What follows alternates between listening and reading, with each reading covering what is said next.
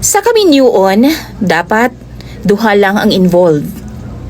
Lalaki ug babay nga mo'y mo play as mag-asawa. Pero what if tulo mo, lalaki, babay, ug naay naduga nga bayot? Nag-ipon pud mo sa usa ka panimalay. Carry mo ba? Itago ko ninyo sa pangalang Tessa. Minyo nako sa kuang bana nga si Romeo DJ Sam. Tulo na mi katuig nga mag-asawa.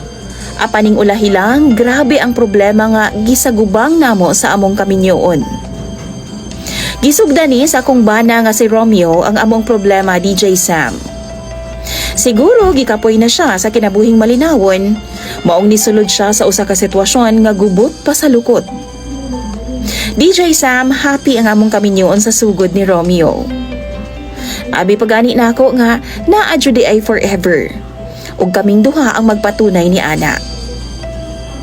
Wa pa ko niya gibuntis kay ana pa siya, dili pa daw mi ready ug i-enjoy una namo ang usag-usa. Ganahan pud ko. Tuod man, sige miglaag, bisan asa DJ Sam kaysa tinuod lang, somehow afford pud sa kuang bana kay naaman siya gamay nga business.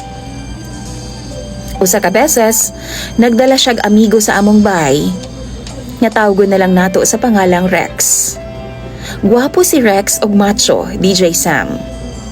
Best friends daw sila sa kung bana since high school ug mihangyo siya nga sa amua una daw magstay while gapangita pa daw siyag trabaho. Disugot pud ko kay syempre mihangyo man ang tao.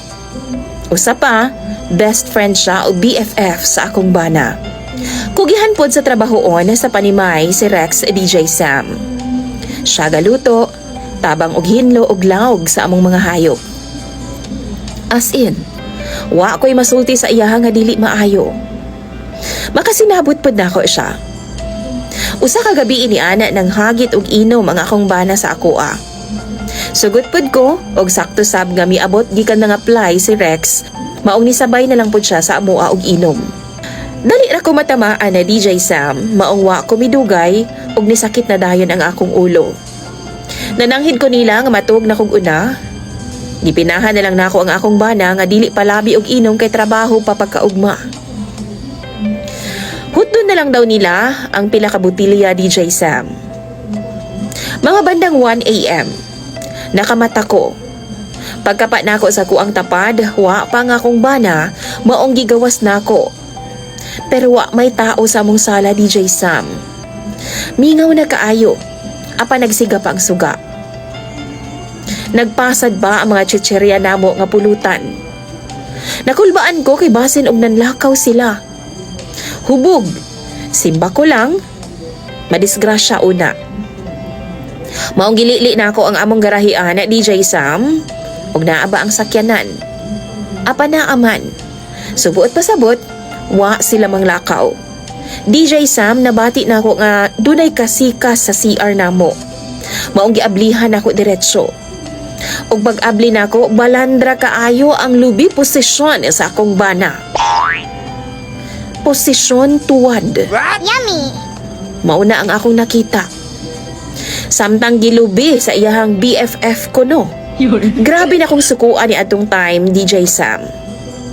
O gipamuspusan ako silang taman sa silhig. Pero imbis nga mag-explain og mangayog sorry na ako ang akong bana, iyahan na hinuon kong gilaparo. Giduro-duro pa ko niya DJ Sam og taman og giingnan nga front lang daw ko niya og wa jud daw siya gugman ako. Dili lang jud daw siya dawat sa iyang pamilya nga bayot siya. Maong nangita siyag pamaagi. Giingnan ko niya DJ Sam nga kung gustuhon nako mulayas abli daw ang pultahan. Sakit kaayo DJ Sam. Tungod kay bana nako siya og gimahal nako siya og ako asyang gipakaslan. Pero wa ko'y laing mahimo kundi maghilak. Wa ako milayas. Hinuon nagstay ko bisan wa na ko niya ginapansin.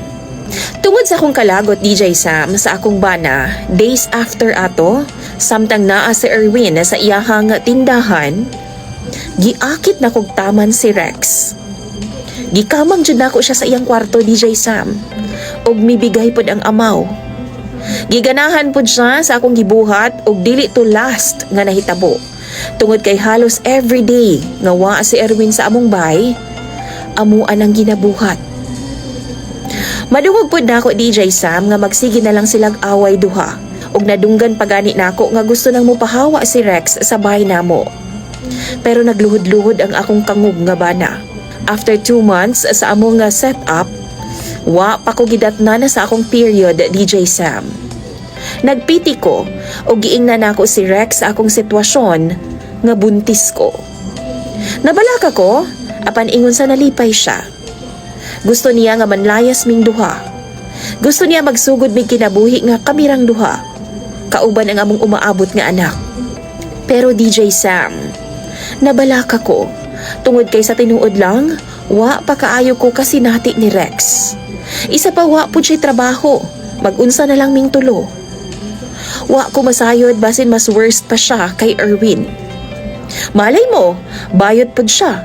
Kay mipatol man siya sa akong bana nga lalaki. Pero kung magstay sab ko sa bay, mapatay pud ko sa akong bana nga si Erwin kay mahibaw-an man niya nga nabuntis ko sa iyang pinakamamahal nga si Rex. Ang hinungdan nga nung nagluib siya sa among kaminyoon. DJ Sam ug mga followers, unsaon ko man ni akong sitwasyon karon? Please, tambagi ko ninyo sa comment section. Imong follower DJ Sam, Tessa.